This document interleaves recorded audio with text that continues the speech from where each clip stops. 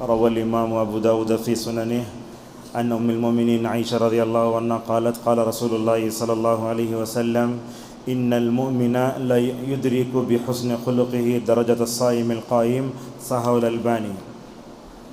10 minute آپ کے سامنے گفتگو کرتے ہیں رمضان میں اخلاق اور کیریکٹر کی درستگی۔ یہ حدیث میں نے آپ کے سامنے پڑھی۔ ام المؤمنین عائشہ رضی اللہ عنہ فرماتی ہیں رسول اللہ صلی اللہ علیہ وسلم نے فرمایا بے شک مومن اپنے اچھے اخلاق سے روزہ رکھنے والے اور رات میں قیام کرنے والے کا ثواب پا لیتا ہے۔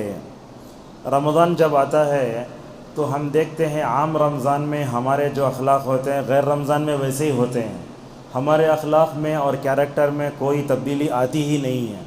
اگر آئی تو بھی کیسا، وہ نماز فجر سے لے کر مغرب تک اچھے رہتے ہیں، اس کے بعد وہی ہماری جو پرانی اپنے اخلاق ہے ویسے آ جاتے، نہیں ہونا چاہیے۔ رمضان آتا ہے تو مومن کو کیا کرنا، جیسے اس کا دل بدلتا ہے اس کا ظاہر بھی ویسے ہی بدلنا چاہیے۔ اللہ کے نبی صلی اللہ علیہ وسلم نے روزے کے آداب بتاتے ہوئے کہا جب تم میں سے اگر کوئی روزہ رکھے تو اس کو بیہودہ بات نہیں کرنا چاہیے، اور کہا جہالت سے بھی کام نہیں لینا چاہیے۔ اگر اس کو کوئی گالی دے تو اسے کہنا چاہیے میں روزے سے ہوں۔ شیطان طاق میں رہتا، کہیں بھی آ کر رمضان میں ہم کو لڑا کر بڑا مزہ لیتا ہے۔ وہ چھوٹی چھوٹی باتوں پر آوازوں کو بلند کرنا، لڑنا، یہ مومن کے لیے زیب نہیں دیتا۔ اخلاق کی درستگی بڑی اہم ہے۔ آپ جانتے ہیں الحمدللہ سینے پر ہاتھ باندھتے، پیر سے پیر ملاتے، کندھے سے کندھا ملاتے، آمین بولتے، سب رفع دین سب کرتے، سلف میں ان تمام چیزوں کو فالو کرتے، مگر اخلاق میں ہم سلف کو فالو نہیں کرتے تو کیسے سلفی ہوئے ہم؟ جو اخلاق سلف کے تھے وہ بھی ہمارے اندر آنا چاہیے نا۔ رسول اللہ کے اخلاق کیا، صحابہ کے اخلاق کیا۔ اسی لیے ہم دیکھتے ہیں ہمارے پاس جو توحید ہے وہ دوسروں کے پاس نہیں جا رہی ہے۔ ہمارے پاس جو توحید ہے نا وہ دوسروں کے پاس کب جائے گی؟ جب ہمارے پاس اخلاق اچھے ہوں۔ اگر اخلاق اچھے نہ ہوں تو ہوتا کیا ہے، یہ عقید توحید کی تبلیغ ویسے نہیں ہو رہی جیسے ہونی چاہیے۔ اللہ تبارک و تعالیٰ نے رسول اکرم صلی اللہ علیہ وسلم سے پہلے جتنے نبیوں کو بھیجا ان تمام نبیوں کا اور خصوصاً رسول اللہ صلی اللہ علیہ وسلم کو بھی بھیجا، تو وہاں اللہ کے نبی کے دنیا میں بھیجے جانے کے مقاصد کو بیان کرتے ہوئے کیا کہا؟ وَيُزَكِّيهِمْ، یہ لفظ بار بار آتا، ان کو پاک کرنا۔ کیسے پاک کرنا؟ پاک کرنے کا مطلب یہ ہے، عبداللہ ابن عباس رضی اللہ عنہما فرماتے ہیں تمام نبیوں نے شرک سے پاک کیا، تمام نبیوں نے اخلاق رذیلہ سے بھی پاک کیا۔ اللہ کے نبی صلی اللہ علیہ وسلم دنیا میں اپنے بھیجے جانے کے مقصد کو بیان کرتے ہوئے کہتے ہیں انما بعثت لاتمم مکارم الاخلاق، مجھے اس لیے بھیجا گیا ہے کہ تاکہ جو ہے میں اچھے اخلاق کی تکمیل کروں۔ مکی صورتیں کتنی ہیں؟ پوری 86 ہیں۔ مدنی صورتیں 28 ہیں۔ ان مکی صورتوں میں سب سے زیادہ توحید کے بعد اگر کسی پر زور دیا گیا تو وہ اخلاق پر ہیں۔ دوسری وحی میں دیکھیے اللہ تبارک و تعالیٰ نے کیا کہا، یا ایھا المدثر قم فانذر وربک فکبر وثیابک فطہر والرجز فاہجر، اس میں کہا ولربک فاصبر۔ اے اللہ کے نبی صلی اللہ علیہ وسلم آپ کیا کیجئے، آپ جو ہے اپنے رب کے لیے صبر کیجئے۔ یہ صبر بھی اخلاقی میں تو آتا ہے۔ لہٰذا رمضان میں ایک مومن کے اخلاق کیسے ہونا چاہیے ہم تھوڑی دیر آپ کے سامنے گفتگو کرتے ہیں۔ سب سے پہلے ماہ رمضان میں جس اخلاق کو ہمیں اپنے اندر پیدا کرنا ہے وہ ہے صبر۔ صبر آنا چاہیے، اللہ کی طاعت پہ صبر۔ ہم صبر کرتے کہاں ہیں؟ صبر ہونا۔ اور اسی طریقے سے صبر میں معنی یہ بھی آتا نفسانی خواہشات سے بھی اپنے آپ کو روکنا۔ دوسری چیز ہے رمضان میں جن اخلاق کی طرف ہمیں توجہ دینا ہے وہ ہے غصے کو پینا۔ چھوٹی چھوٹی بات پہ غصہ آتا، ہم دیکھتے ہیں انسان چہرہ بنا لیتا، آواز بلند کر رہا ہے، باتیں کر رہا ہے، یہ اچھی بات نہیں۔ وہ روز آپ غصے کو کم کرو۔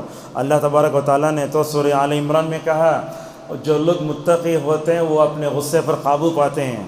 اللہ تعالیٰ نے تعریف کی والکاظمین الغیظ والعافین عن الناس۔ ایک واقعہ آتا ہے، حسن ابن علی تھا یا علی بن حسین تھے، وہ ایک دن جو ہے وہ وضو کر رہے تھے، سامنے لونڈی تھی، وہ لوٹے میں پانی رکھ لی تھی، انہوں جھکے پانی وضو کرنے کے لیے انہیں پانی ڈال رہی تھی۔ وہ ہوا کیا، وہ لونڈی کے ہاتھ سے لوٹا نیچے گر گیا۔ ہمیں رہتے تو مارتے تھے، چلا اور ایک بار نہیں آنا. یہ ہمارا ایسا رویہ اپنے ماتحتوں کے ساتھ دیکھتے ہیں. اللہ کے کیا کریں انہوں نے ماشاء اللہ خالی ایسا گھورتے ہی کیا کہا معلوم؟ ایک آیت پڑھی. لونڈی کا ایمان دیکھ کیسا ہے. لونڈی بولتی ہے والکاظمین الغیظ، غصے کو پی جاؤ. اس کے بعد اور ذرا آگے بڑھے، پھر کہا والعافین عن الناس، لوگوں کو معاف کرو. اتنا ہی کیا ہوا، غصہ پی لیے، معاف بھی کر ڈالے. اور اس کے بعد اس نے آیت پڑھی ان اللہ یحب المحسنین، اللہ تعالیٰ احسان کرنے والوں کو پسند فرماتا ہے. ایک لونڈی اپنے آقا کی ایمانی تربیت کیسی کرتی ہے. ان اللہ یحب المحسنین آیت پڑھنا تھا. اس آقا نے اپنی لونڈی سے کہا انت حرۃ لوجہ اللہ، میں اللہ کی خاطر تمہیں آزاد کرتا ہوں. یہ اخلاق کیا ہمارے اندر ہیں؟ چھوٹی چھوٹی بات پر غصہ. دسترخوان میں بیٹھے، پانی نہیں آیا، کھجور آیا، لا کر رکھنے نہیں آتا. ارے یہ کیا مصیبت ہے بھئی؟ ہے امام سے بھی ہر ایک سے بھی مطلب غلطی ہوتی ہے، کوئی جو ہے دودھ کا دھلا نہیں ہے. لہذا غصے کو پینا بہت اہم ہے. ایک صحابی آتے ہیں اللہ کے نبی سے بولتے ہیں یا رسول اللہ آپ نصیحت کیجیے. اللہ کے نہیں بولتے لا تغضب، غصہ مت کرو. اور ایک مرتبہ بولتے 3 مرتبہ بولتے 3 مرتبہ بولنے کی وجہ کیا ہے؟ اہل علم نے کہا کہ اللہ کے نے بتاتے ہیں اگر غصہ مت کرو، غصے کی طرف لے جانے والے راستے سے بھی روکو. یہ غصہ جب کرتے نا، جا کے آئینے کے سامنے کھڑے ہو جا کر دیکھو تمہاری صورت کیسی، ہماری صورت کیسی ہے. عرب میں کیا ہوتا، کبھی بھی لا کے مار لیتے نا، کیا بھی نہیں کھڑا نا، اس کے بعد مارنا شروع کرنا. یہ کرتے اکثر لوگ. ذرا ایکسیڈنٹ ہوا، دیکھو چلنے آتا نہیں، کہاں ہے، یہ ہے وہ ہے. عرب میں ہم نے دیکھا 2 لوگ لا کے مار لیے، کچھ بھی نہیں ہے. ذرا غصہ آیا، صلی علی نبی محمد، اللہ کے نبی درود پڑھو. اور اس کے بعد وہ حدیث ریڈی رکھتے. وہ حدیث میں کیا ہے؟ لا تغضب فلک الجنہ، اگر تم غصہ نہیں کرو گے تو جنت میں چلے جاؤ گے.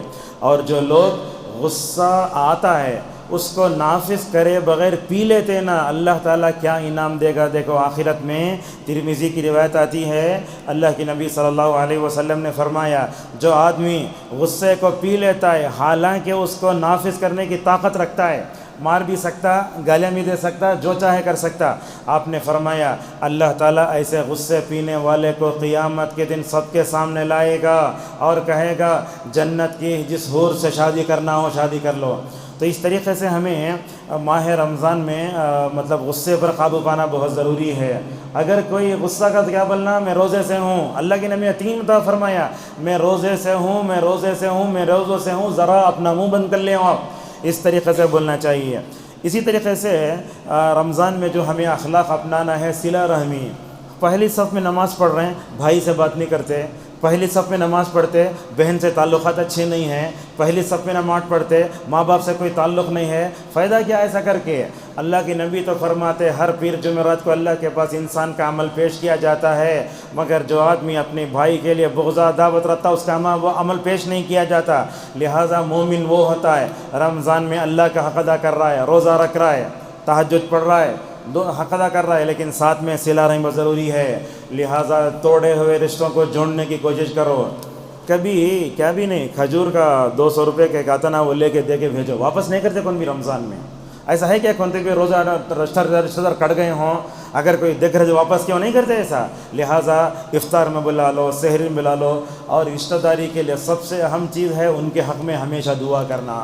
اب صلہ رحمی کا تو لوگ کیا سمجھتے ہیں وہ بہت بڑا کام ہے. وہ بہت بڑا کام نہیں ہے، بہت آسان کام ہے. وہ کیسا؟ اللہ کے نبی صلی اللہ علیہ وسلم نے اس کے مراتب بیان فرمائے. آپ نے کہا صلہ رحمی کا سب سے آسان درجہ یہ ہے کہ تم کیا کرو، اپنے رشتہ داروں کو سلام کر کے اپنے ہونٹوں کو تر کرو. جا رہے ہیں، خالہ کا گھر آیا، گاڑی کھڑا ہے، السلام علیکم خیریت. گھر کی دہلیز پر کھڑے ہوئے خیریت معلوم ہو گئی نا. مثال کے طور پر آپ کے چاچا ہیں، ملاقات کرنے نہیں ہو رہا ہے، واٹس ایپ میں گئے السلام علیکم کیسے ہیں چاچا، ختم ہو گئی. یہ ہوتی ہے صلہ رحمی. اور صلہ رحمی کا سب سے بہترین درجہ یہ ہے کہ آدمی جو ہے ان کا مالی تعاون کرے. اور آپ صلہ رحمی کو کوئی معمولی مت سمجھو. اللہ کے نبی صلی اللہ علیہ وسلم نے فرمایا، کہا کہ یہ پل صراط ہے نا، ایک طرف رشتہ داری اور دوسری طرف امانت داری کھڑی ہو جائے گی، تو جو لوگ رشتہ داری کو آسانی سے ادا کریں گے وہ پل صراط پر سے آسانی سے چلے جائیں گے. جو آدمی رشتہ کو آسانی سے ادا نہیں کرے گا، حقوق ادا نہیں کرے گا، کاٹے گا، اس کا پل صراط سے گزرنا بڑا مشکل ہے. اور آپ نے امانت داری کا ذکر فرمایا، لہذا معلوم ہوتا ہے جو لوگ رشتہ داری کا امانت داری کو جو ہے آسانی سے ادا کرتے ہیں ان کے لیے دنیا اور آخرت میں بھلائی بھلائی ہے. سورہ محمد میں اللہ فرماتا ہے اے لوگو اگر تم رشتہ داری کو کاٹتے ہو تو زمین میں فساد برپا ہوگا، لہذا رمضان میں جن اخلاق سے ہمیں متصف ہونا ہے اس میں تقوی بھی ہے۔ روزہ رکھ لے کے زبان کی کوئی جو ہے آپ مطلب وہ زبان کو لگام ہی نہیں دیتے، گالیاں دے رہے ہیں، بک رہے ہیں، مذاق کر رہے ہیں، جہاں بیٹھے باتیں کر رہے ہیں، میں سمجھتا ہوں یہ روزہ نہیں ہے۔ آپ نے فرمایا میری امت کے کچھ لوگ ایسے ہوں گے جن کو صرف بھوکا رہنا نصیب ہوگا، ورنہ قیامت کے دن جا کے اگر ہمارے نامہ اعمال میں روزے کا ثواب نہیں ہوا تو کیا کریں گے؟ لہٰذا ہمارے کان کو، ہاتھ کو، ہر ایک کو روزہ رکھنا چاہیے۔ مطلب یہ ہے کہ صحیح استعمال کریں۔ اسراف، رمضان میں اسراف ہم بہت کرتے ہیں۔ دسترخوان ڈالے، کھجور ہے، پتہ نہیں کیا کیا چیزیں رہتے اس میں، لپٹتے وقت دیکھ لو ایک کھجور بھی اگر آپ پھینکے اللہ کے سامنے جواب دینا ہے۔ جو لپٹتے نا، نہیں ایک کھجور بھی، وہ کھجور کے لیے ایک آدمی ترستا نا، ذرا اس کو دیکھو۔ لہٰذا رمضان میں اسراف نہیں کرنا، اور رمضان کے آخری عشرے میں ہمیں عید کے موقع پر ایسی شاپنگ کرتے، ایسی سے کپڑے پہنتے، اس کے لیے نماز کے لیے الگ کپڑے، گھر میں پہننے کے لیے الگ کپڑے، دوسرے دن باسی عید کو جانے کے لیے وہ الگ کپڑے، فوٹو کے ہر ایک کپڑے میں فوٹو الگ پکڑتے، کیا ضرورت ہے یہ؟ کبھی رسول اللہ کی عید دیکھے، ہمیں اسلاف کی عید کبھی ہمیں مکمل طور پر دیکھنا چاہیے۔ لہٰذا اسراف کرنا اللہ کو پسند نہیں ہے۔ اور جن باتوں سے ہمیں رمضان میں متاثر ہونا ہے، ضرورت مندوں کا خیال کرنا۔ ابن عمر کے بارے میں ہم نے آپ کے سامنے بتایا، جب تک افطار نہیں کرتے جب تک کوئی مسکین ساتھ نہیں بیٹھتا، بلکہ ایسا ہوتا وہ کھانے کی کوئی چیز لا تو اللہ کو دے ڈال کے، ان کے پاس افطار کرنے کے لیے کچھ بھی نہیں ہے، بہن کے گھر جا کے ماشاءاللہ افطار کرتے تھے۔ آخری دو چیزیں ہیں رمضان میں جن اخلاق کو ہمیں اپنے اندر پیدا کرنا ہے، فحش باتوں سے دور رہنا ہے۔ یہ فلموں کے بارے میں حالت روزہ میں بات کرنا یہ روزے کے ثواب کو کم کر سکتا ہے۔ ہیرو ہیرونی کے بارے میں رمضان میں بات کرنا یہ بھی ثواب میں کم کر سکتا ہے۔ بات کس کے بارے میں کرنا؟ اللہ کے بارے میں بات کرو، انبیاء کے بارے میں بات کرو، جو ہے اسلاف کے بارے میں بات کرو۔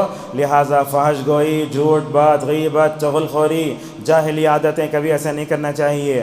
مہمان نوازی یہ بھی بہت اہم ہے۔ اللہ کے نبی صلی اللہ علیہ وسلم نے فرمایا اللہ یوم آخرت پر ایمان رکھنے والے کو چاہیے کہ وہ مہمان نوازی کرے۔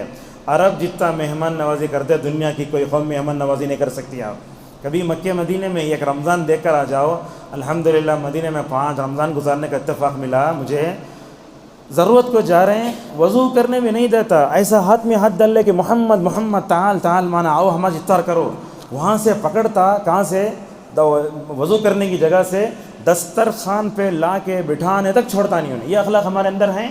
کیسا ہے؟ اور اٹھ کے چلے تو پھر بلاتا محمد، بولتا ہے نماز کے بعد جو ہے ڈکیشن ملتا، آؤ پلاتا ہوں، یہ ہے۔ لہٰذا وہ اخلاق۔ اور ہم نے ماشاءاللہ اور ایک چیز وہ بھی دیکھی، دسترخوان بچھاتے۔ میں سمجھتا ہوں مسجد نبوی کا ذرہ خالی نظر نہیں آتا جہاں افطار کے لیے دسترخوان نہ بچھایا جاتا ہو۔ ایسا دسترخوان بچھاتے، پورے ساحت بھرے رہتے ہیں۔ کیا ایمان افروز منظر ہوتا ہے دیکھنے سے۔ وہ دیکھتے ہیں یہ خاندان والے بچھاتے رہتے، سمجھو میں مثال کے طور پر پہلی سال بچھاتا رہتا ہوں، آئندہ سال بھی وہیں آتا، اگر کوئی دوسرا آدمی لا کے رکھ لیا تو خیر کے بارے میں لڑتے، یہ میرے باپ کی جگہ، یہ ہمارے خاندان کی جگہ، یہ ہم بچھاتے تو ہم ہی بچھائیں گے یہاں۔ لہذا اس طریقے سے خیر کے بارے میں لڑتے ہیں۔ اور رمضان میں ذرا اپنی طبیعت میں ذرا سنجیدگی اور متانت پیدا کرنا۔ جیسے دوسرے دنوں میں چلر پنا طبیعت میں رہتا ہے، وہ چلر پنا نہیں رہنا، آپ کو دیکھ کر بولنا رمضان میں روزے سے ہے ہی نہیں، کسی سے ذرا بات نہیں کرنا، اور بات کرنا تو بھی صحیح بات کرنا۔ اور اسی طریقے سے ہمیں اللہ کا ادب بھی کرنا، دلوں کی نرمی بھی مکمل طور پر آنا چاہیے۔ رمضان میں اہل عرب کے اخلاق میں ہم نے دیکھا سخاوت، نرمی، احترام نفس، عزت نفس، یہ ساری چیزیں ہم نے دیکھیں۔ اب سوال یہ آتا ہے کہ یہ کیریکٹر پیدا ہوں گے کیسے؟ اس کے لیے 2-3 چیزیں ہیں۔ سب سے پہلی چیز، جس کی توحید اچھی اس کا کیریکٹر اچھا۔ آپ نے فرمایا مومن جتنا ایمان کے اعتبار سے اچھا ہوتا ہے اس کو اخلاق بھی اپنے اندر اچھا ہونا چاہیے۔ لہٰذا ہمارے اخلاق نبی کی طرح ہونا، ہمارے اخلاق اسلاف کی طرح ہونا، ہمارے اندر جو ہے صحابہ کے اخلاق پیدا ہونا، تب جا کر ہم اپنے آپ کو سلفی بول سکتے ہیں۔ دوسری چیز ہے اخلاق پیدا کرنے کے لیے سیرت کا مطالعہ کرو، اللہ کی نبی کی سیرت کا مطالعہ کرو، اور رمضان میں جو دعا کرتے ان دعاؤں میں اپنے اخلاق کے لیے بھی دعا کرو۔ کیا کرنا؟ رسول اکرم صلی اللہ علیہ وسلم تہجد کی نماز میں کھڑے ہو کر اللہ سے بولتے تھے اللہم اہدنی لاحسن الاخلاق لا یہدی لاحسنها الا انت، اے اللہ تو اچھے اخلاق سکھا دے مجھے، اور اچھا اخلاق سکھانے والا تو ہے۔ اور بولتے وصرف عنی سیئہا لا یصرف عنی سیئہ الا انت، اے اللہ برے اخلاق سے بچانے والا تو ہے، مجھے برے اخلاق سے بچا لے۔ اسی طریقے سے برے اخلاق سے بچنے کے لیے اللہ کے نبی دعا بھی پڑھتے تھے، اللہم جنبنی منکرات الاخلاق والاعمال والاہواء والادواء۔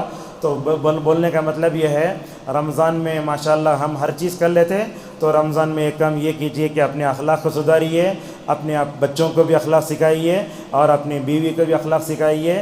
آج کل ہم دیکھتے ہیں لوگوں کو اخلاق ہی نہیں ہیں، بڑے آدمی بیٹھے ہیں، پوترے سب دیکھتے دادا کی طرف پیر کر لگا بیٹھے رہتے، اب پوچھتے ہیں دلیل ہے کیا؟ دلیل کیا بھی نہیں، وہ ادب ہے نا، وہ لہٰذا دادا سامنے بیٹھا ہے پیر پھیلا کے بیٹھنا، نانا سامنے بیٹھا ہے پیر پھیلا کے بیٹھنا، باپ کو لات مارنا، ماں کو لات مارنا، ایسا کرنا، یہ سب اخلاق کی اچھی چیزیں نہیں ہیں۔ لہٰذا ہمیں اپنے اندر اسلاف کے اخلاق پیدا کرنا چاہیے۔ اگر یہ اسلاف کے اخلاق کیسے تھے، اگر یہ جاننا چاہتے ہیں، ابن تیمیہ کے شاگرد ہیں یہ امام ذہبی رحمہ اللہ، اور انہوں نے سیار اعلام النبلاء میں ماشاءاللہ مکمل طور پر اچھے اخلاق لکھے ہیں۔ اللہ تعالی ہم سب کو اپنے عقیدہ توحید کے اصلاح کے ساتھ ساتھ ہم سب کو اپنے اخلاق کی اصلاح پر توجہ دینے کی توفیق عطا فرمائے۔ اللہ تعالی ہم سب کو رمضان کے اس مہینے میں اپنے زبان کی حفاظت کرنے، اللہ تعالی ہم سب کو اپنے اندر متانت اور سنجیدگی پیدا کرنے کی توفیق عطا فرمائے۔ اللہ تعالی ہمیں زبان کے گناہوں سے بچائے۔ اللہ تعالی ہم سب کو اپنے اعضاء کا، اپنے زبان کا صحیح استعمال کرنے کی توفیق مرحمت فرمائے، آمین۔ وآخر دعوانا الحمد للہ رب العالمین۔